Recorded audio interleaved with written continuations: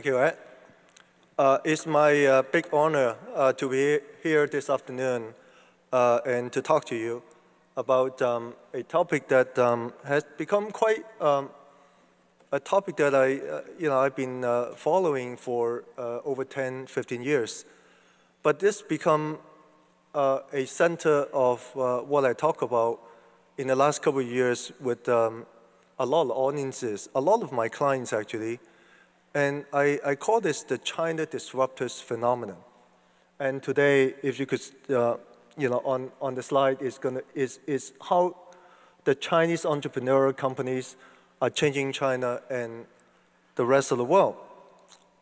This is an important topic because for a long time, as you know, the perception for many people around the world about China was that China was a one-party state, is by definition authoritarian, and that's true. It's very true. It's still today. And that the Chinese economy is predominantly dominated by the state-owned enterprises. We call it the state economy. And that's also true. The state-owned enterprises are typically large. They are dominant in many sectors, and in fact, in many sectors, they have privileged access that the non-state companies could not get into. And many of the SOEs are supported by the government. So for a long time, the Western media in particular have called China a state capitalism, which means it's no longer communism, is becoming capitalist, but yet the state or the government has a major role in directing how the capitalism ought to work, which I think many of you would appreciate. It has a somewhat of a negative connotation to it. That is not pure capitalism, and yet at the same time, the government still continues to play a role. All this is true. It is actually very true. But as I was working in China, and Ed was introducing, I was previously, the head of the Boston Consulting Group in China, and that was in the early 1990s. And we were the first international strategy consulting firm which was officially approved by the Chinese government to start an operation in China, in Shanghai. And I was very privileged to become the first managing partner from BCG to run the operations. And of course, in the early 90s, nobody knew what management consulting was all about. I'm talking about China. I think today that is still quite true. A lot of people still don't know what we do. How can people who make money without doing anything, right? It's still quite true today, including that in America, by the way, not only a China phenomenon. But in the early 90s, actually, I think many of you may or may not know that at that time in China, there was not a notion about what a company was. Actually, there's no such a thing as a company because there was no company law in China until 1992. And that's when we were doing consulting on behalf of BCG. Everything was enterprises. Enterprise, a state-owned enterprise. What is a state-owned enterprise? A state-owned enterprise is an organization which basically take care of everybody within the enterprise from cradle to grave. If you have a child, it has a child center. If you're sick, there's a hospital. If you need to eat something, there's a canteen. That kind of stuff, right? And that was an enterprise. There's no law governing that. And therefore, what is consulting? What is management consulting? Nobody could understand why do you need management. In fact, there's no notion of management in an enterprise or SOEs at that time. But of course, things change a lot. Since the last 20 years, things have changed a lot in China. But by about 15 years ago, in the mid-90s, when I was doing consulting in China, I began to recognize that something is going on in China which is very different. So different than what the Westerners or Western media people has been reporting about China, and I find that how come there's a gap? And that is the budding entrepreneurship in China at that time, because I was doing a lot of work in consulting. I was giving speeches like this. I was going around different parts of China, and when I did speeches, by definition, the audience was very Chinese. And inevitably, in the end of the presentation, some people will come up to me and say, Dr. Xie, I'm from company XYZ. You know, we have this sort of issues. Can you help, and so on. And a lot of this question, frankly, you know, if I look back to it, they're very rudimentary. But when I reflect upon the interest level of the people, the enthusiasm of the people, and also in some cases the naivety of the people, I began to recognize that something is happening, and that is the beginning of entrepreneurship in China, at least the way that I've experienced it. So I began to monitor this. And some of these companies become my client. Many of them did not. And over the time, my portfolio have changed. When I first started with BCG, my work was almost 100% multinationals, foreign companies, who were at that time trying to come to the China market. And that's okay. Over time, that mix began to evolve. Multinationals still come to us, but then increasingly we get Chinese clients. 2 years ago, I left these big consulting firms, and I started my own firm, Feng Advisory Company. It's mostly because I believe that China has now become the world's breeding ground, or the epicenter for business innovations. Business innovation is coming not only from the Silicon Valleys of the world, but increasingly from China. And that is why it's so important for people who are now at the cutting edge of thought leadership, the cutting edge of trying to drive the best intellectual capital for business and management. People need to be based and rooted in China. Without that roots in China, it's actually very, very difficult to fully appreciate the power of thought leadership and innovation that's coming from China. And that innovation and entrepreneurship are affecting actually not only in China, but also increasingly outside of China in the rest of the world. And that's why I left Booz & Company, or Booz & and I became my own entrepreneurs in this process. So that's the background that helped me to decide to write my book, China's Disruptors. And today is almost a synopsis of my book. Obviously, not every slide, every page is exactly what I talk about in my book, but the theme is largely that. It is how the China disruptors, the entrepreneurial companies, how they have come up and how they have begun to change the businesses and also, frankly, the policies in China, but also increasingly in the rest of the world. And let me try to see if I can walk a few of these apparatus on the podium here, which, of course, there are a few ones here, so I need to figure out if I do anything wrong. Please bear with me. So, you know, for a long time, you know, the world believed that China is predominantly a state-owned enterprise and economy, right? The SOEs are big, they're dominant, and so on. And I began to challenge that. I went back to the data. I went to see the statistics, right? And these are statistics by the Chinese government.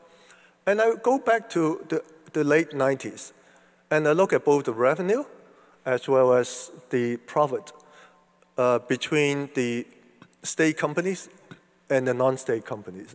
As you could tell, the state companies are actually the darker dots, and the non-state companies are the lighter dots. At the end of the 90s, both from the standpoint of both the revenue and from a standpoint of total profit, both state company and non-state company are about the same. Over the last 16, 17 years, divergence have happened. And in fact, today, if you look at the revenue on the left-hand side and the profit on the right-hand side, the non-state companies are already about 3 to 4 times bigger than the state company, which is a big surprise to a lot of people, including many people in China. People thought China is a SOE-dominated economy. Actually, it's not quite true. Of course, some of the biggest companies on a standalone basis are SOEs, like ICBC, the world's biggest bank, right? Like PetroChina, Sinopec, China Mobile. These are by definition huge companies. But when you put everything together, actually, the non-state economy is already bigger than the state economy. And who are these guys, right? Who are the people who are behind this kind of entrepreneurial companies?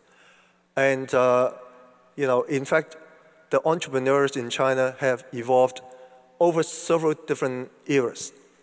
And of course, most of you, know at the end of the 70s, for those who are around my age, you remember that. The younger guys will not, of course. At the end of the Cultural Revolution, we call it Cultural Revolution, Mao Zedong died, the Gang of Four was arrested, and that was the end of the Cultural Revolution was really the pit, the bottom of our recent history. We're talking about the last 50, 60, or even 100 somewhat years of history of China. And the people in China were totally disillusioned about the direction, which way should we be going? Because, we thought, the Chinese thought that, Mao Zedong's coming in the 1949, he introduced communism, and we thought, wow, this is great stuff, right? We learned this from the Soviets, and, everybody could be equal, everybody would be happy, everybody would be rich, and so on. And of course, we find out after the first 30 years of the PRC, that's all BS. There's no such thing, right? And Cultural Revolution, the end of it was was really the burst of the bubble, perhaps the biggest bubble in humankind, right? So Deng Xiaoping came to power. He didn't know what to do. He had no clue because our original, theoretical framework was broken. But Deng Xiaoping was a pragmatist. He said, I don't know what's going on. I don't know what is going to take us, to get out from this hole. But let's cross the river by filling out those stones, right? Let's take a step at a time. I think you all know that. And so one of the first things that he decided to do was to allow entrepreneurship to come back to China. Because as you know, at 1949, when the PRC was formed, everything was 100% planned economy. What it means is actually that there's nothing private was allowed. In fact, in the first 30 years of the PRC, even if you're a private person, if you just mince the word private, you got caught in the jail. You just mince the word private, right? It was that bad. And Deng Xiaoping took a lot of courage to say, well, let's give it a try. Let's see how it goes. Let's allow private business to come back. So the first generation of the Chinese entrepreneurs who came up were really people who came up in the 80s. And if you could imagine, at that time, there was no businesses. There's no management. There's no MBAs. There's nothing. And people were, but the people who wanted to become entrepreneurs were courageous. They wanted to try something. They may not have the right training. Some of them didn't even go to business, universities. One of my clients is actually Xu Lianjie, who is on the lower right-hand corner. And every time, he's from Fujian provinces. He's running a very successful, business now. But he said, well, every time I talk to him or every time he talks to people, I have not even finished primary school. In fact, he used this as a way to feel good, right? Because, look, I haven't even finished primary school, but look how successful I am today. It's that kind of spirit, the spirit of can do, that I can do despite all the difficulties. And in fact, some of these, the people that I show here, they became the captains of the industries respectively. Some of them are still in business, although they are 60 years old, 70 years old. Many of them are still very active. Like, I'm sure company like Lenovo, Liu Chengzhi, who is the chairman now of Legend, still working. Ren Zhengfei, chairman of Huawei, the world's leading telecom equipment company, is still working. And then in the early 90s, there's a group of people who were previously working in the Chinese government. They were government people. As you could imagine, in the early 90s, still, the very best and the brightest of the Chinese would want to work for the government, because to be a part of the government, to be a part of the SOEs is glorious, right? But in 1992, something happened. It was when Deng Xiaoping made a visit to Shenzhen and to Shanghai, and he encouraged the people to continue to reform, to continue to open up China, because he feels that by continuously to open up China, China have a chance, China had a future. So because of that, quite a number of people who were working in the government decided to leave the government and to engage into businesses, into private business. This is historical, because it really takes a lot of courage for these people to leave the government, because the government offered what we call the iron rice bowl. You work there, you got, you don't worry about losing a job. But these people, some of these people decided to leave because they see the potential upside of private businesses. And again, today, many of them are very successful, like Chen Dongxiang at Taikang Insurance, the chairman for Taikang, largest private insurance company in China. People like Wang Shi, chairman for Vanke, the largest residential property developer in China. Very, very successful, and still today. The first wave of the internet companies came around the middle of 1990s. And you got people like Cheung, the lower right-hand corner, chairman of Sohu. Also people like Ding Lei at NetEase and so on. These are the guys who created the clones of someone like an AOL, someone like a Yahoo, etc. Right?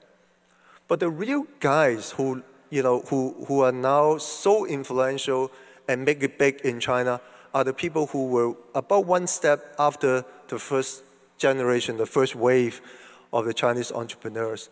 And these are people who today are household names, certainly in China and also increasingly in America. And I'm talking about the likes of Jack Ma at Alibaba, the likes of Pony Ma at Tencent, the likes of Robin Li at Baidu. We call them BATs, B-A-T, Baidu, Alibaba, and Tencent. It's just an acronym for some of the three most successful internet companies. And also by definition, these entrepreneurs has become extremely, extremely successful, both from the standpoint, of course, of the net worth, but also in terms of the inspiration that are now providing to millions of younger people who come later their way. And then perhaps because of the success of BAT, another generation of internet entrepreneurs show up into 2000s. And again, some of these companies by now are very famous, and these are people like Lei Jun at Xiaomi, Richard Liu or Liu Changdong at JD.com, Zhou Hongyi, and so on. But when I was writing my book, and by definition, I went around to do interviews because many of these people are my friends, my clients, and at least acquaintances. But the younger guys, I don't know as well, because they are running startups and so on. So I went around different places. Of course, I went to Beijing. I was in Beijing anyways. I was in Shenzhen anyways. I was in Shanghai anyways. But I also went to some of the so-called lower-tier cities. And I tried to interview the younger guys. And these are younger guys were the people in China, we call them post-80s, post-90s, people who were born in the 80s and the 90s. And I found a lot of these people around. And a lot of them are running their own entrepreneurial pursuits. The companies may be small, some are bigger, some are smaller, some are early stage, some are a little bit developed already. But I see a lot of them around. And I see a new generation of young people in China who are, number one, looking at people like Jack Ma, Pony Ma, and so on. They look at them as role models. And they will all ask the question, if Jack Ma, Pony Ma, or for that matter, a Bill Gates or Mark Zuckerberg, of course they know of them. If these guys can be successful, why not me? I'm smart. I can be successful as well. I can be as rich or richer than a Jack Ma or Bill Gates. A lot of these young people keep on asking questions. a lot of people say, well, I want to be successful and I don't mind to fail the first time. Because in Chinese we call it 试错, try, and it's actually try and error in English, right? I don't mind giving it a try. If I lose, if I'm not successful, I can come back again. And at some point, I'll be successful. It is that kind of spirit. It is that kind of momentum, and also this, the waves of the young people that I'm seeing, that I believe that China has gone into a new era. And this era is represented by this, incredible momentum and incredible intensity and the speed of entrepreneurship, in particular driven by the young people. And this gives me tremendous confidence. So the story about my book, paradoxically, is actually not to talk about Alibaba, although this is on my subtitle. It is added by my publisher to attract people to buy my book. It's a marketing gimmick. The real story that I'm talking about is, as I'm on the right-hand side, and the curve actually means something. It means the exponential increase in the speed and the scale and the intensity. And this is what I'm talking about. It is the large number of people that in China, many of them are in the same ages of your students, of the students. They are trying their own different ways. They may be working with a larger company like Alibaba, but they're also trying. They may be having their own little company called ABC or whatever, and they're trying their own ways. It doesn't really matter. The notion that people need to understand is that a lot of them will not be successful, and certainly will not be successful in the first time. But the willingness and the ability to come back over and over again is very high. And the notion that I talk about is that even a small percentage of people who will be successful, a small percentage of a large number is still a large number on a global basis. And that's what we are talking about. So this is what's really happening in China. Everything else that you read in the newspaper is true, but it's only partially true. Because almost no case that I've seen Western media have really focused on this topic to talk about it. A lot of focus has been on, the crash, the slowdown, the corruption. All these are true, but they're not entirely true. It doesn't really cover, in my view, the most important story that's coming from China, and this is the real China. And so in this process, quite a number of what we call exponential organizations has been formed. What are exponential organizations? These are organizations that have been growing rapidly within a certain period of time. Of course, in America, you also have a share of exponential organization. Google used to be like that, Airbnb is, Uber is, and so on, and Facebook was, and so on. And that's true. And that is also enabled by the American entrepreneurship, right? In China, we're also seeing quite a number of these people. Depending on how you measure it, someone like a WeChat, I think many of you at least have heard about WeChat, right? And I know that for everyone who is Chinese here, especially the young Chinese, you will be on WeChat, right? Do you agree? Everyone in China is on WeChat. And that's the power. And I'll come back to that. Xiaomi, the smartphone company, Didi Kuaidi, Didi Xuxin, is like the Uber of China, but just a much bigger Uber, that's all. And that's what they're doing in the valuation. It's an incredible story. Of course, no company, including the Facebooks of the world and the Googles of the world, will forever be exponential. But all these companies can demonstrate that within a certain period of time, they can grow much faster. And in many cases, these youngest companies, they can overtake the more traditional, more historical company in the same sector in a very short period of time in terms of valuation. It happens here in America, in Silicon Valley. It also happens a lot in China.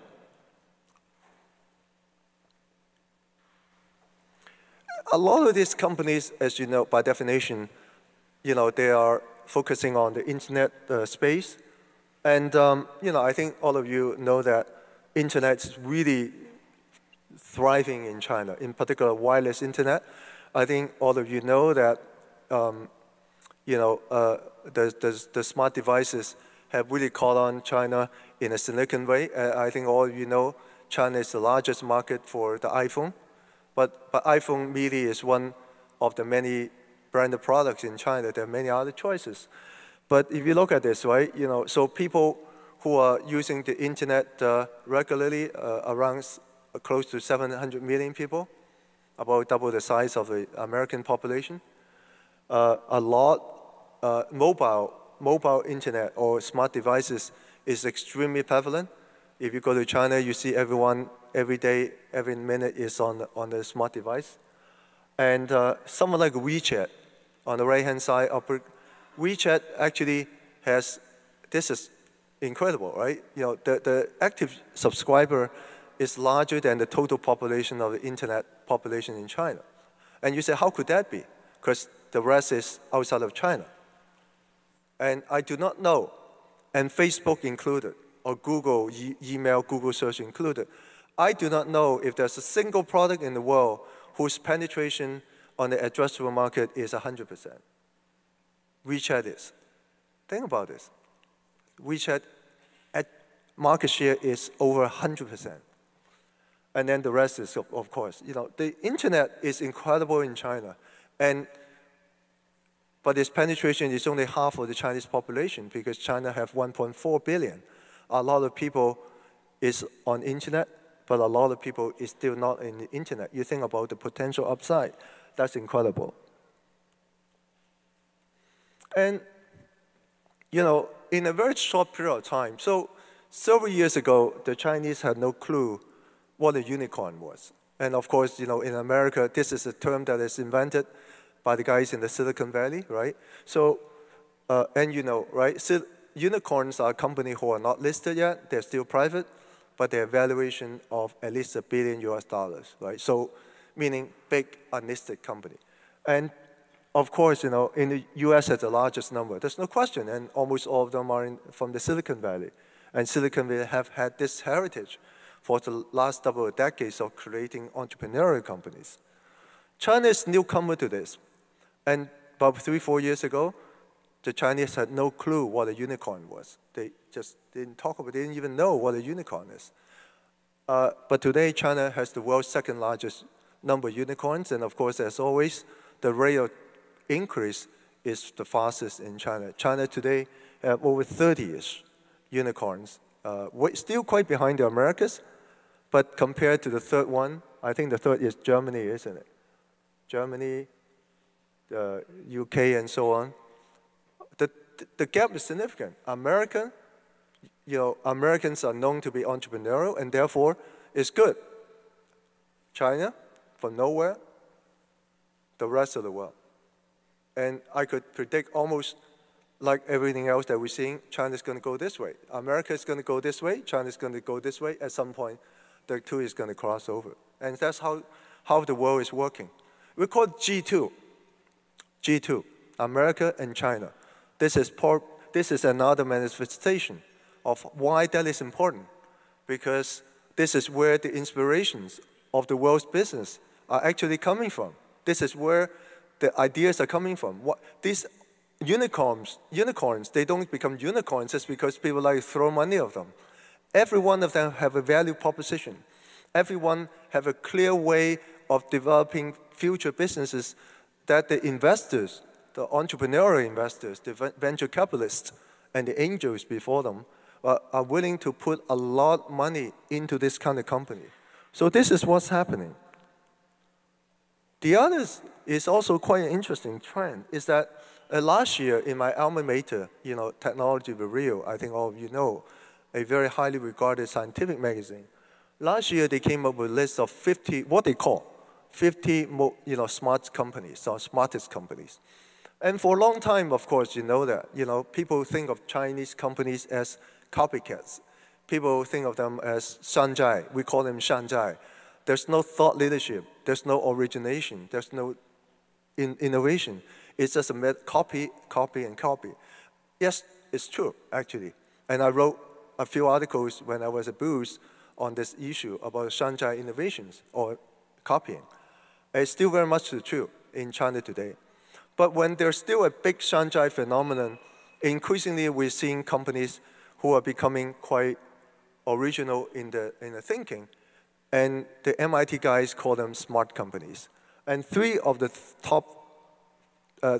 Chinese companies are in the top 10 of the list. And this is not trivial because, again, most of the other companies are American companies, and they're all really innovative and highly respected, like Tesla and so on, right? Like Tesla, Illumina, and those kind of companies. I think SpaceX even somewhere in the middle, right? 15 or something, right? Even SpaceX, great company, right? I don't know how they came up with the list. It doesn't really matter. It's just, I believe that it signifies the beginning of the recognition from some of the leading institutions in the world that the Chinese are no longer just copycats. Some of the Chinese are pretty smart, actually. And I would predict that if Technology Review were to do this slide, this annual survey this year or next year, we're going to see more Chinese representation on the slide. But what is the characteristics of this kind of Chinese companies that we talk about? Why are they different? Why could they become exponential? And there are a number of characteristics to them that I think is quite unique. Number one is, as I mentioned, these entrepreneurs are very eager to ask the question, why not me? If someone else is successful, why not me? If a Jack Ma is successful, if a Pony Ma is successful, and for some others, if a Bill Gates or Zuckerberg or Li Ka-shing can be successful, why not me? I'm also smart. Jack Ma didn't even go to university, right? And he can be so successful. And I'm a university graduate.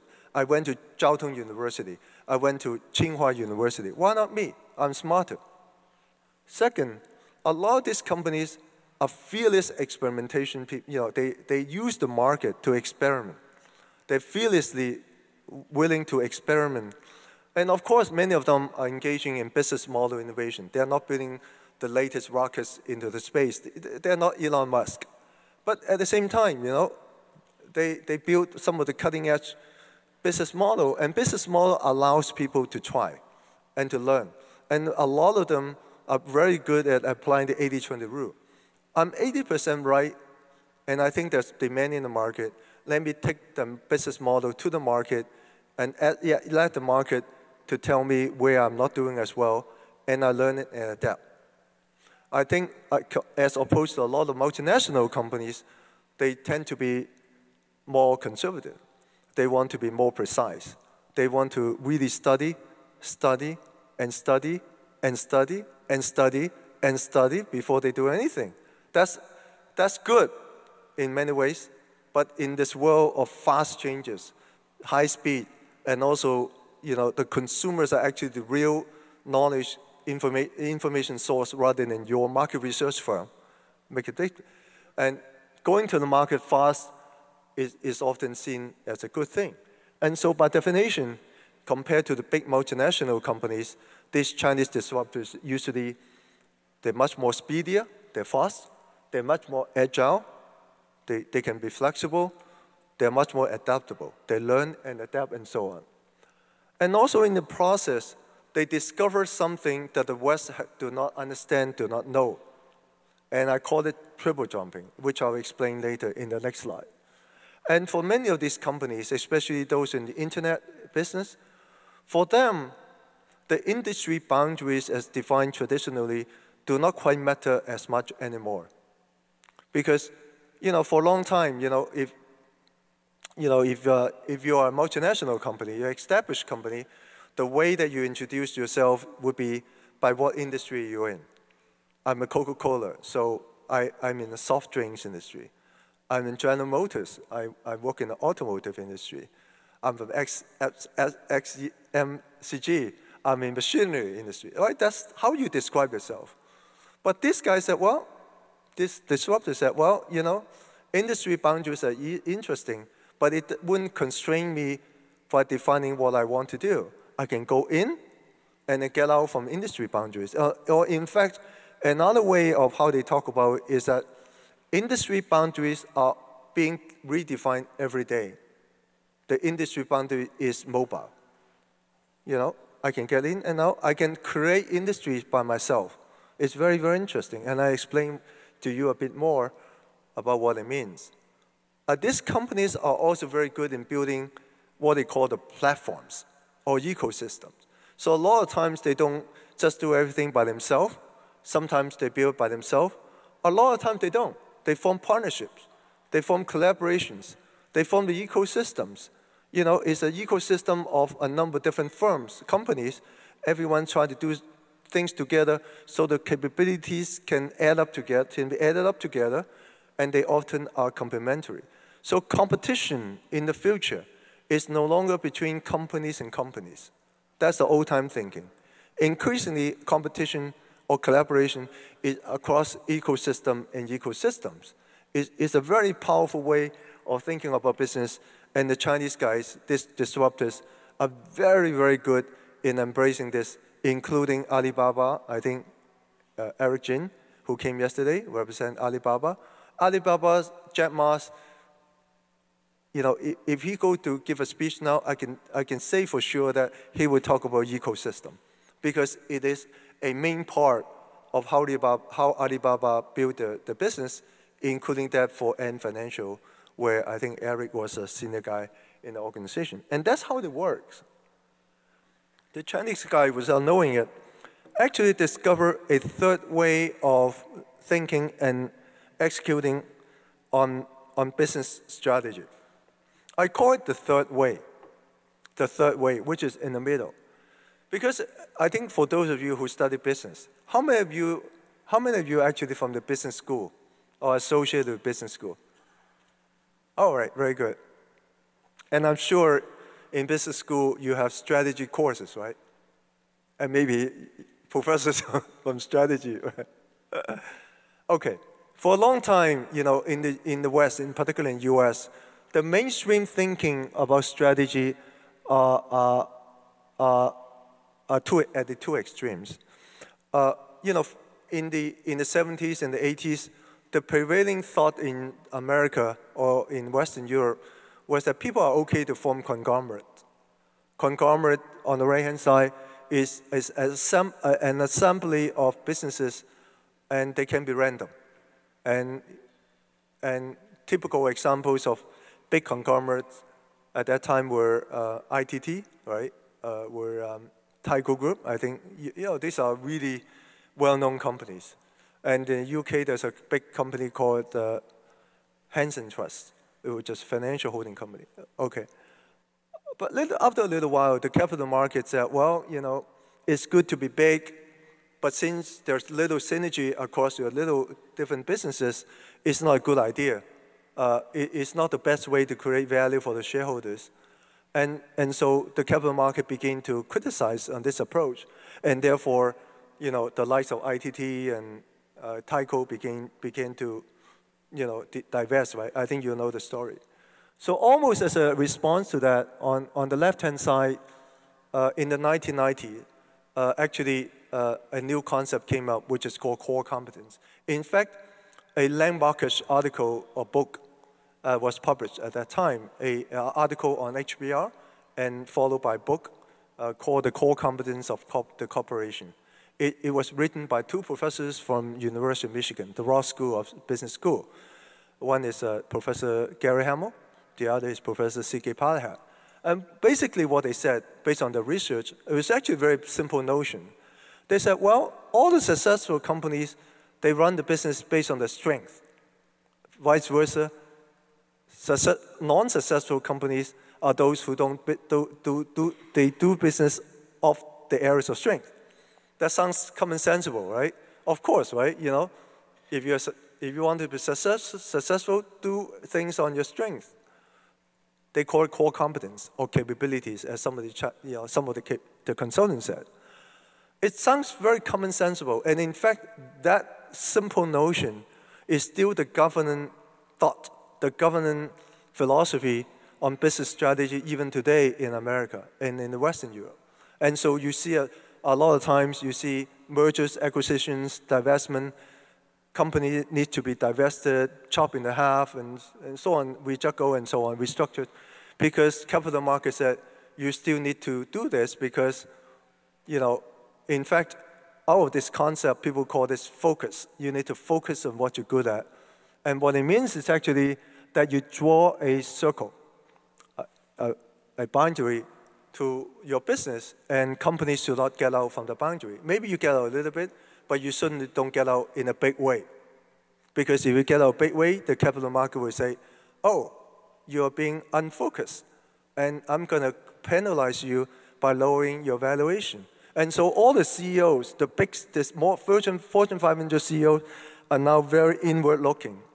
Every one of them are inward-looking, including some of the headquarters here in Minneapolis. Because they say, well, I should not get out from what I've been doing the last 20, 40, 50 years. A lot of people come to me and doctors say, why do the multinationals in general not that successful in China? I said, this is the reason.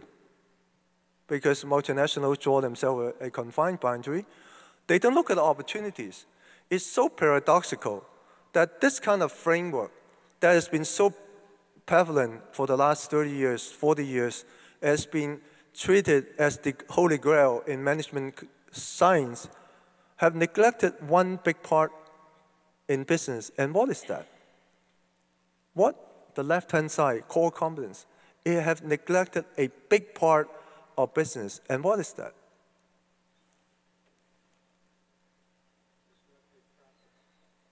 Yeah, certainly, yeah. But it's even more basic than that. Huh? No, it's even more basic than that. Huh? Exactly. Think about this. It's all inward looking. It means that, the philosophy was such a theory such that you only do business on your strength. So my strength. But what happened to my environment? This theory says, you should build on your strength no matter the market is growing 100%, or the market is growing at 0%, or the market is growing at negative 100%. Has no relevance to the market. Think about this. Isn't that incredible? Of course, the Chinese guys, as I mentioned, especially the early guys, fortunately, they didn't go to business school, many of them. Or they went to business school after the fact. And a lot of them didn't quite, So what happened was that, of course, the Chinese guys would start with something. They're entrepreneurial, they start something. And they would build some core competence on their own. But more often than not, in a place like China, and for the matter in the Silicon Valley as well, opportunity will show up as you're building your first business. The opportunity will go up. And when the opportunity shows up, the entrepreneurs find that there is a capability gap, as I shown in the red arrow, right? And so they make the judgment whether or not they want to jump from where they are to capture the new opportunity. Even when there are new opportunities, often they show up in a discontinuous and S curve, right? So before it crossed the inflection point, when the curve was a little bit flat, they would decide whether they jump or not. Some of them would jump. Some of them would jump. This is what happened on the left-hand side. Some of them would jump, and they would latch on to this next opportunity. Some of them would not jump, and they would not be able to latch on, and they drop, and some of them get killed. Some of them decided to stay and do not jump. All these three possibilities happen in China. But as China was growing so rapidly, in particular with the enablement of the internet, opportunities shows up in multiple fashion, many opportunities. And for those who jump over, the batting average is pretty high, actually. Because if you swing the bat, if there's a lot of balls who came your way, you swing a bat, you may hit some balls, right? Even if you're not a good professional batter. That's what the Chinese are very good at. They swing and they hit the ball, and I say the batting average for those who get it is very high. This approach, this multiple jumping approach, is actually how an Alibaba, a Tencent, and a company like LeTV and so on, this company has been growing. None of the multinational get this. They still on the left-hand side. They stay there. They say, well, let's not get out. Let's stay and stay. So while you can stay, the rest of the world, and particularly in China, they move behind you. They move beyond you. And you lose the opportunity. And then guys like Alibaba, they pick up the business. And that's how exponential organizations were born. Ali is one typical and frankly very successful exponential organizations. And while there are capability gaps on the right-hand side, the companies who jump, they will fill the capability gaps along the way. They don't make it a precondition. They make it a condition along the way. And they can fill part of the gaps by themselves, and then they use third parties, the collaboration partners, the ecosystem to fill the rest, to close the gap as quickly as possible. Many of you by now have heard about the story about how eBay in 2003 met women. She was the CEO at that time, wanted to come to China and take over the China market, right? I think you know the story. I don't need to repeat. eBay, by definition, was the biggest C2C company in the world, largest in America. Matt Women was the star, CEO, and so on. And I think you know the story. She proclaimed that we're going to take over China in no time. You also know that at that time, there's a little company called Alibaba who were just starting with a B2B business on the bottom, and they saw the giant coming called eBay, and Jack Ma was nobody.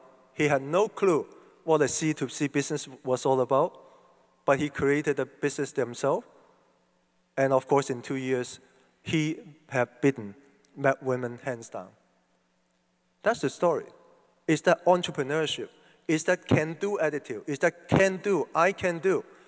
I'm not afraid, I can do. Who is the Matt Women? I can beat her. That's kind of philosophy. It's a very, very daring and a very entrepreneurial way of thinking about how to build a business. And this sort of disruption by this kind of Chinese companies are all happen every day. We work across many industries, but one of the industries that we work in the most is automotive. And we monitor this, and almost every day we see news about collaborations, partnership, incumbents working with new players, automakers working with internet players, and so on. A lot of new ideas, new ventures are happening every day. And many of them, as I mentioned, they build ecosystem. But when they build ecosystem, they don't build on a random basis. All of them still have the core. The ecosystem, the partnership, still can be traced back to the core of what they do. So for Alibaba, it's e-commerce. So on the left-hand side, that's sort of an ecosystem of Alibaba into a lot of different things, but it will never get out from the core of e-commerce. On the right-hand side is Xiaomi. Their core, their origin is Internet of Things. So while they build a lot of different partnerships, they never forget their core is back in the Internet of Things. And that explains the difference between these sort of companies and the random conglomerates that we talk about, like the ITTs, like the Hansen Trust, where they didn't even have a core. And in the process, they're also disrupting the value chain. In the old days, like the auto industry, the value chain is usually linear, and it's step by step all the way until the customer. But in the new era, when these internet companies, they're disrupting not only the companies, but also how the value chain is becoming much more multidimensional. It's not a linear value chain anymore. It's almost like a three-dimensional net, a three-dimensional cube of where and how value can be delivered to the end customers. And there are companies like LeTV, LeEco in China, and what they do is they're actually dabbling in not only in one sector. They started as a content provider, like a Netflix in China, and then they get into smart TV manufacturing. From smart TV, they get into smart devices, and now getting into smart vehicles. Because what Le Eco or Le TV is saying that, the consumers, my customers, I want to stay sticky with them. So when they're at home, they can watch my smart TV. When they're on the move, they can use my smart devices. And when they're in a car, especially in driverless cars, where we don't need to really pay attention to driving, they can watch my content. They can watch TVs. They can listen to everything. I want to be a end-to-end provider to them. And in fact, what they're now saying is that we're going to make our hardware free. They haven't said for the cars yet, but certainly for the TV and perhaps the smart devices, they're going to offer the hardware, the product for free because they're thinking about generating the value from the content and the services. And that's how ambitious they are. They are building a new electrical vehicle plant in Nevada. Right outside, it's $1 billion investment. They have acquired a company called Faraday Future, an American incorporated company, and they are taking on, at least they claim, they're trying to take on Elon Musk. Let's see how it goes. But this is the ambition and the business model of some of these new players. And these new guys, they're not only in the internet. Of course, many of them are in the internet, but they're also in other fields as well. They're in technology, they're in consumer, retail, in healthcare, in automotive, financial services, and so on. And one of the guys on the upper right-hand corner, the second one, is a guy called Wang Tao. He's in his 30s, mid-30s. He's running a company called DJI. Some of you may know, some of you may not know them. It's based in Shenzhen. DJI is the world's leading consumer drones company. Drones about this size, humanoid flying machine, right? It is the world's most sophisticated flying machines. It has the latest, I think the latest model is called Phantom 3. I believe there are 4, maybe 6 cameras. And they have sensors that can bypass stationary objects as they fly. DJI have the world's largest market share in the product area. I believe, according to Forbes, I believe they have 70% of the market share. All the R&D is done in Shenzhen. There's no copying, as far as I know. If there's any copying, it is American companies trying to copy them. That's how the world is changing. And so China, in my view, is becoming the world's breeding ground for business innovation. Not necessarily technology innovation, it's going to come, but business models certainly. And there's a number of reasons. One is what I mentioned. The transition from a planned economy to the market economy has been taking several decades. It's still going on. Every time when there's a change, it creates this continuous opportunity and threats. The society that we're in China, we inherited from the planned economy and also from a very ancient country. By definition, as compared to the modern requirements, there's a lot of imperfection, a lot of pain points. But the pain points are actually opportunities for the entrepreneurs. When people see this imperfection, the dissatisfaction of the Chinese citizens, and there's an enabler called the wireless internet, together with the inspiration and the ideas generation from the people. When you put the two together, there's a lot of new ideas that are coming up to address the pain points. China, of course, has a large market that allows companies to be not perfect and use the market to learn, adapt, and to scale up in an exponential manner. There's very few other places in the world where you have such a market size to allow experimentation, and China offers that. And of course, the prevalence of technology, in particular wireless technology, wireless internet, is really enabling the entrepreneurs to more tools to generate new business ideas. And also, there's a lot of money around. There's a lot of money from angels and VCs. A lot of them come from America, from the Silicon Valley. Increasingly, a lot of local money. A lot of these guys have made a lot of money in the last 20 years. And it's still not over. I say the game is still going on in a significant way. The next wave is going to be in artificial intelligence, virtual reality, and all the this sort of stuff that is becoming more and more prevalent, and the application of this latest technology into business in terms of both B2B and B2C. And the Chinese guys are beginning to go outside of China as well. Many are now coming to the US, but also a lot to Europe, a lot to Australia and so on. And you will begin to see more and more the presence of the Chinese disruptors and also other type of Chinese companies, including SOEs along the way. So this my book. This book was published in July of last year in the UK and the US. And I think it is caught on a pretty good theme that people are very interested in, which is on entrepreneurship and innovation. And it has won quite a number of awards, which I'll talk later. So for me, I don't have an answer or answers for many of my clients who will come to talk to me about this issue. I would merely just raise some questions, because every case is different. And I'm raising this on behalf of my multinational clients. And I asked them, look, who are these guys to you? You don't know them actually 5 years ago. You may have heard about Alibaba. You never thought of them, who they are, and the implication for you. But you must now. Who are they? Are they your competitors? Are they your collaborators?